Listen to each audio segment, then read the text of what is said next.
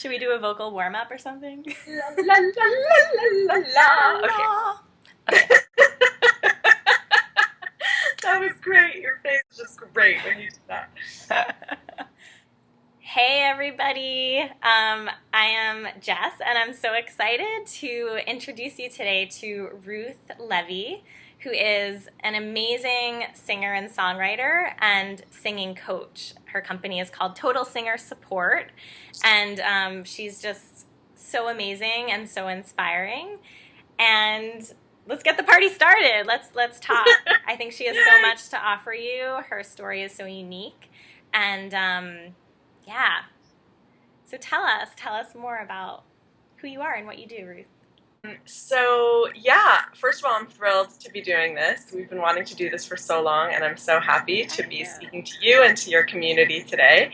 And let's see. So, about my path, like you said, I started off classically trained, going to conservatory, music competitions, all of that. And then I actually graduated from school, and I decided that I needed a break from that whole classical world. I felt like with classical music, you're either, moving up. It's kind of like, when you're on an airplane or something, like you're either, speeding and taking off, or you're not going anywhere. And I felt like I was there. I felt like I wasn't quite built for classical music, and I took off after school and I went to India. And I studied music in India, not classical music, but Indian classical music. And there, for the first time, I felt this really profound connection to singing and to the divinity in singing. And I was really moved by it. And when I came back home, I felt like I didn't know what to do. I knew I had all this music in me. I knew I wanted to share music. I knew I wanted to sing. But I didn't know where. I didn't know where I belonged. I didn't know, do I want to be jazz? Do I want to be folk? Do I want to be rock? Like, what do I want? And I spent so many years just confused and lost and trying things and liking them, but feeling like, I don't know if that's really me, until finally it kind of came to me that I was actually writing at my computer. I was writing a brochure for my holistic health counseling practice, which is the other thing that you and me have in common. Yeah. I'm writing this down, and I'm asking the question on the brochure, what gives your heart wings? When is your song going to come out? Kind of thing. And all of a sudden, it was like this download. I went to the piano, and I sat down, and from beginning to end just wrote my title track of my CD, which of course I didn't know that then, but it was really the first song that I had written from beginning to end, which was called My Song Is Out Now. And it's the first song that I felt that I could take myself seriously enough as an artist to sing and gradually to perform it and to eventually make a CD. And from the process of finding my own voice and really starting to take it out there, I started to realize, like, hey, if I'm a professionally trained musician and I struggled so much with my self-expression and with my worthiness to perform and with all of that stuff, there's got to be so many other women out there who are having that experience too, and I can use my personal journey to help them. So that's how I ended up starting Total Singer Support, which is my studio where I empower women to really shine on stage and in life. So amazing. Oh, I love everything about it. Can you talk a little bit more about kind of the dark night of the soul moment that you had when you were feeling like, what am I doing? And I don't even know. And it's like, because I feel like, I can relate to that so much. I feel like there have been multiple times throughout my path where it was just like, what the hell am I doing? Like, I remember waking up one day and being like, I moved to New York City to be a ballerina years ago, and now I'm not doing any of that. I'm doing like the total opposite. I'm sitting at a desk all day, and what's going on, and how do I even start? And like, there's always that moment where it just really feels like, what's happening? And so how did you move through that? So it's a great question, and I think that I can bring all of it back to a phone conversation that I had with a friend of mine who I was having my dark night of the soul moment, and we talked, and my friend said, Ruth, who are the people that you really admire? Who do you admire? And I was like, I don't know. And then I started to think about it more, and it turned out that I really admired Joni Mitchell, Annie DeFranco, the Indigo Girls. You can tell kind of this is a little dated in terms of who I was listening to, but whatever. So, it was these singer-songwriters who had really sparked something in me. And my friend said, well, what is it about these women that you admire so much? And I was like, because they're just out there. They're sharing their words and they're not apologizing for their message. They're out there, they're sharing their message, and they're doing it in a way that gives me so much healing and comfort. Right? So I can listen to their songs and I can sing along with them at the top of my lungs, and it's like it holds me, and it's so dear to me. And I said, that's who inspires me. That's what I want. And that's kind of the beginning of how that dark night of the soul started evolving into, so songwriting. So saying what I want to say. Because one of the things I kept finding was that no matter what genre of music I tried, I didn't relate to the words. I'd get like songs from the voice teacher, and I'd be like, but I don't really want to sing this, or I don't really have any, I don't want to sing an aria. That's not me right now. I really want to express how I'm feeling. And there just were no songs that I could find that just nailed it. But when I started writing my own songs, that's when I started to feel like, yeah, this is exactly what I need. My soul can just connect to this right away. And when I started to perform, it wasn't like I just, hi, New York, like went, whatever.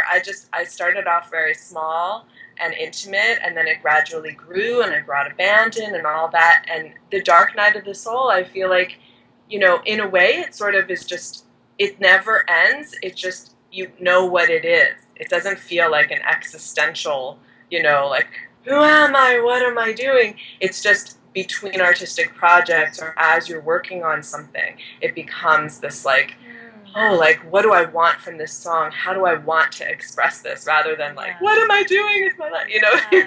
It becomes more refined and more refined. But I feel like that's part of the process of creativity, is going through those ups and downs. Absolutely. Absolutely. And what I love about all of that and what you just said in particular is that you took action. Like, you didn't just sit there and dwell in that dark moment, right? You spoke to a friend and you were like, oh yeah, who do I admire? And what does this inspire in me? And what do I want to say? And like, you just started with the small steps. And I think that's something that so many people can relate to, right? Because it's so easy to just say like, oh, well, I don't know what I'm doing, so I'm not going to do anything. And just kind of like push it all away.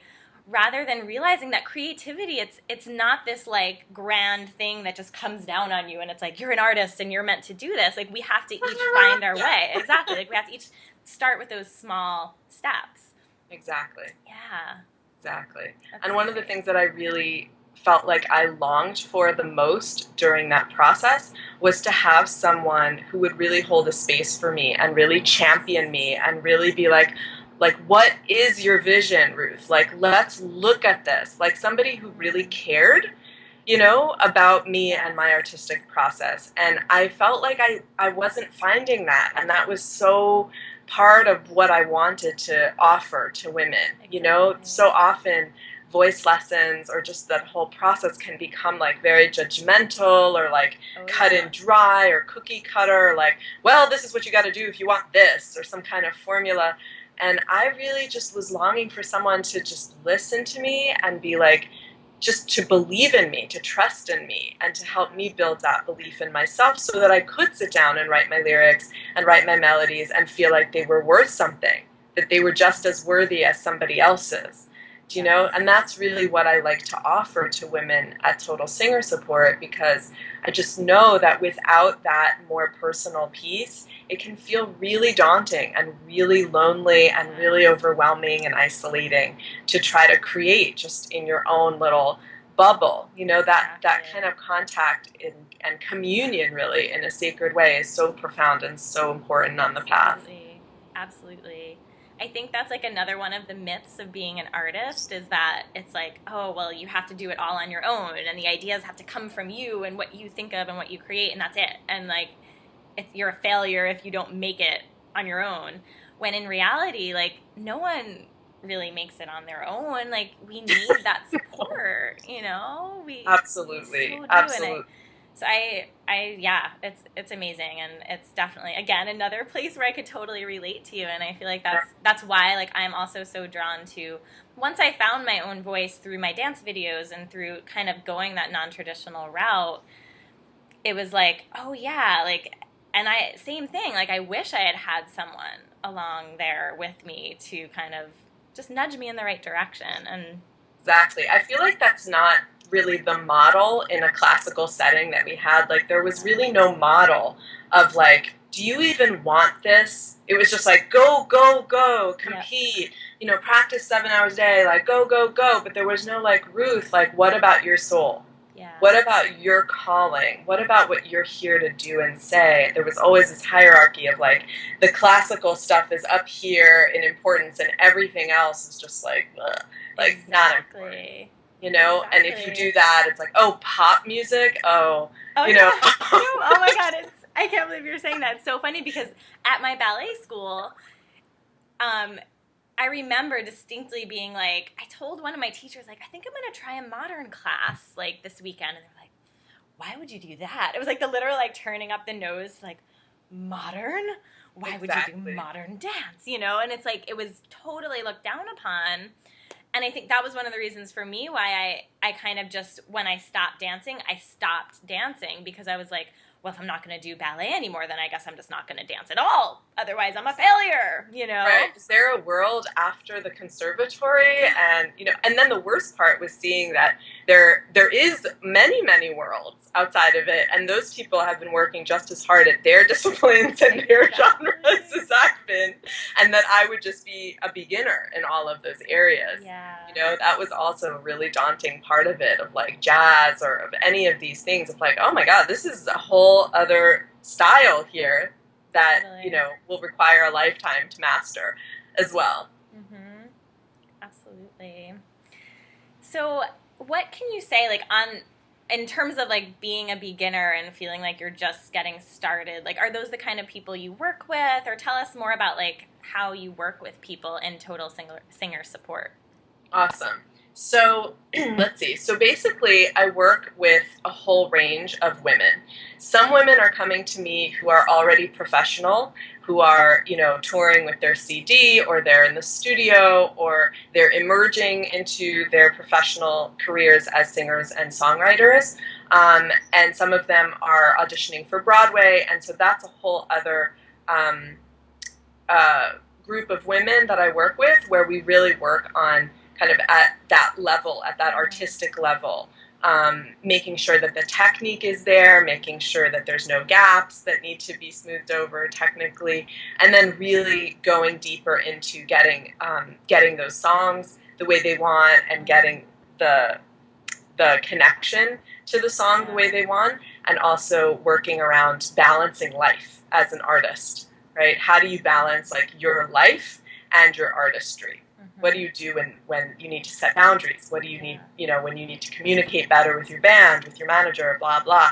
Those kinds of things that are issues that professionals are dealing with. And so those are the kinds of things that we work on. And then there's another group of women that I work with who are women who have already had some experience singing in their life. Maybe they were in choir. Maybe they were in musicals when they were growing up, and they just kind of finished college or finished high school, and they were like, all right, you know, I don't know what to do now. There's no, like, organized, structured way to keep singing. So they're kind of like, I want to sing, but I don't know where and how and what. And they want to keep their studies going, and they want to make sure that they're still expressing themselves and still getting performance opportunities. So that's another category of women I work with. People have had experience, but it's kind of been rusty, or they want to come back to it and reconnect. And then the other category of women I work with are women who have, like, very little to no music background whatsoever. Maybe people told them that they're tone deaf, which is horrible and not true. I guarantee it. And, you know, they just really love music and they want to give themselves a chance to find their voice and express it. And so even though they've had no experience, they're really starting from the beginning. Amazing things happen from there. So women who have gone from I'm positive, I'm tone deaf, to singing with the band at the bitter end while we've been working together. So really incredible range of women. Wow. But the main thing I would say is that they're all women whose primary priority, what's really important to them, is to sing in an authentic way, to be themselves, not to put on a certain voice or to be like another singer, but someone who's really interested in their authentic self and their self-expression and growing as an artist, growing, continuing that process. And I've been so privileged to work with so many amazing women who have done just beautiful things. So awesome. Yeah. I love it. I remember when I first saw the video that you have, I don't know if you still have it on your homepage, but the video of the women who were part of like the show, I guess it was at the bitter end, right? When they performed for the first time maybe, and after your program, and it was just so inspiring to see that in action. They inspire me so much because they're women who essentially what you need to do in order to commit to something like this is to make the decision that your desire and your calling is more important than your fear about it, than your anxiety about it. You're willing to put yourself in that position of being vulnerable and visible. Yes. You know, you're seen, you're heard, whether it's on stage or just in a session with me. I mean, every woman who walks into my studio, you know, my hat is off to them because that is just pretty much the scariest thing you can do, you know, in terms of Absolutely. self-expression. And, you know, your voice is so vulnerable. Like, there's no, like, guitar between me and you. It's, like, me. And everything is so right there with your voice. Oh, yeah. So, you know, there's a lot of exposing of yourself that happens. And, you know, that's why I just so am inspired by these women because they're doing it. They're doing it, and it's just so amazing to watch. Yay. I love that. And for anyone who's kind of, because I know there's people watching right now who are probably like, oh my God, this sounds like me, and you know, and are probably sitting there like so scared, right? Because it's like when you feel that call that you know you need to do something, or you know that you're being pulled in that direction. So for someone who's like feeling that, I know you all are feeling that somehow, right? Like they're like, I want to use my voice, like I want to get back to my singing, or I want to, you know, how do they get started? How can they get in touch with you? Right. So that call that you're talking about, I feel like it's so important because, you know, a lot of times what happens is that we want something, but then we become so afraid of it that we just don't do anything. Do you know what I mean? Or we want something, or we think, you know, yeah, but that's not for me, or yeah, but I couldn't do that, or, you know, I'll try that and I'll fail at it, or I'll embarrass myself, or, you know, maybe somebody thinks they have a good voice, but then they're afraid to find out, like, what if I judge them? Mm-hmm. Do you know what I mean? What if it's not that? What if it's not a supportive environment, you know? And I can say that from my experience in going to voice lessons, a lot of times it can be that kind of, you know, jarring experience. You know what I'm saying? Like, it can be a little scary. And so I feel like it's really important for people to get an opportunity to speak with me one-on-one and really kind of check things out for themselves. Really see if you know, I feel to them like the right next step, like somebody who can help them and support them through their singing journey. And so what I offer is an opportunity to talk to me on the phone. We'll talk for 45 minutes. We'll really go into where you've been with your singing up until now, what's been stopping you from moving forward, where you would like to be with your singing, what you'd like to be doing, and then really see if I can help and what that might look like. So I invite anybody who's really interested and you know, feels moved by what they're hearing to just email clientcare@totalsingersupport.com, and we'll be in touch with you and we'll set up a time to talk. Beautiful. Yay. And we'll put the email below the video too so people have easy access to that, because that's a really amazing offer. Thank you. Yeah, and it's amazing what happens in those calls. They're complimentary calls, so it's really risk-free, right? And just by the call, so many things are opened up. Just by having someone hold that space for you and hold that kind of level of attention, right, and support, Yes. your creative mind, your heart, your spirit, it really opens. And whether it's right for you or not, I'm not attached either way. I trust you to make your decision about that, but just giving yourself that opportunity to check it out can often open up a lot of other things. And the thing I'll say about the women who I do end up working with, what I see across the board is that their lives become so much better.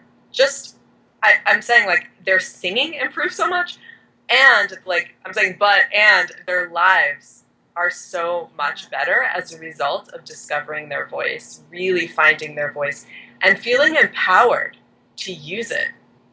Going into meetings at work and suddenly being like, I was a lot more confident to just walk in there and say what I wanted to say. Or, I set this boundary with my, romantic person, and we'd have to negotiate something, and I stood up for myself. Alongside, I went to an open mic, woo. So there's all of those things together. Finding your voice is so much more than just your voice, and I feel the women that do give themselves that opportunity really find so much abundance and joy and freedom in it. Yeah. Oh my God, I can so see that and feel that. And wow, I love it.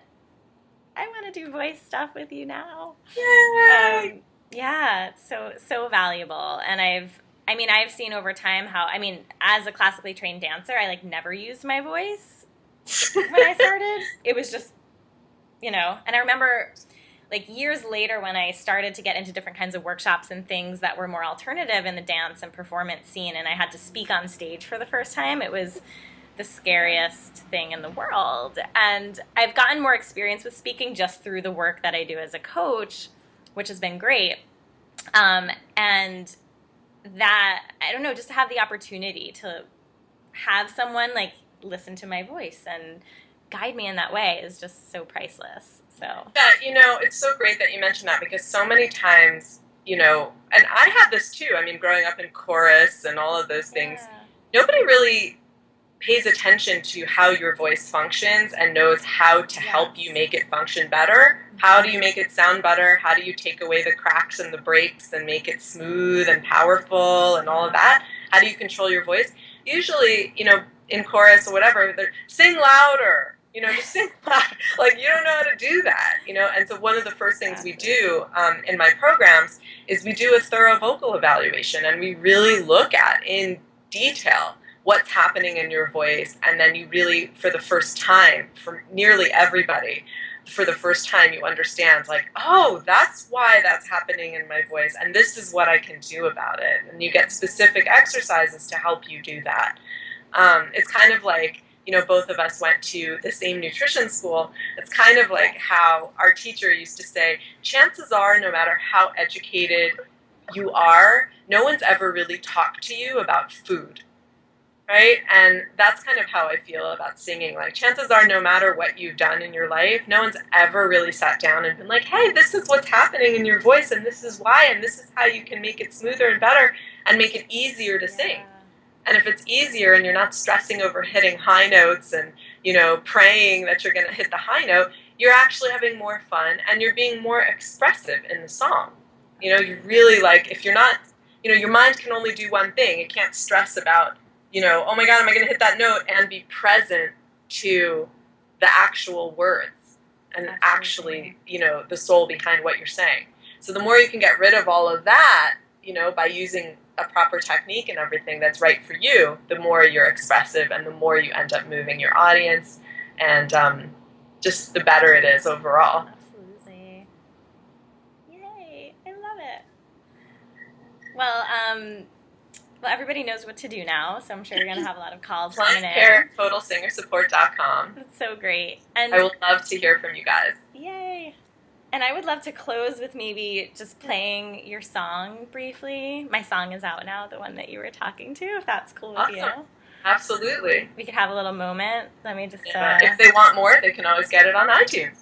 Oh my God! How convenient. I am. A little shameless plug right there. I know. You gotta work it, you know. I remember, when I downloaded your album, I was so inspired, and I told you, I was like, I immediately had this vision of a dance video and all that good stuff. And then we got to dance to it. And then we did. We danced to the song. So here it is. And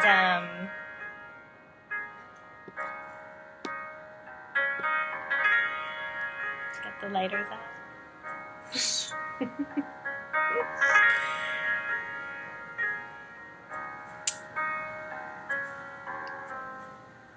I've been waiting for so long.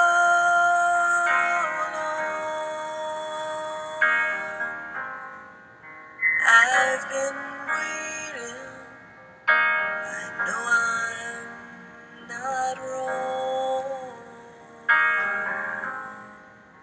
I've been waiting for so long, and I do believe that I'm strong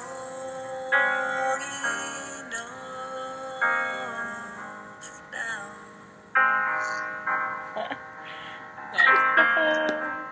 Well, if people want more, please, download. My song is out now. So inspiring, so beautiful, and Ruth, thank you so much for sharing today. Thank you so much. It's been so fun, and I had no idea that you were going to play my song, so that was a little treat for me. And I just am so happy to get to speak to your community. They're such amazing women who are up to some amazing creative projects, and so I wish you guys lots and lots of success. And thank you, Jess. You're welcome. Thank you. Bye. Bye now. Bye.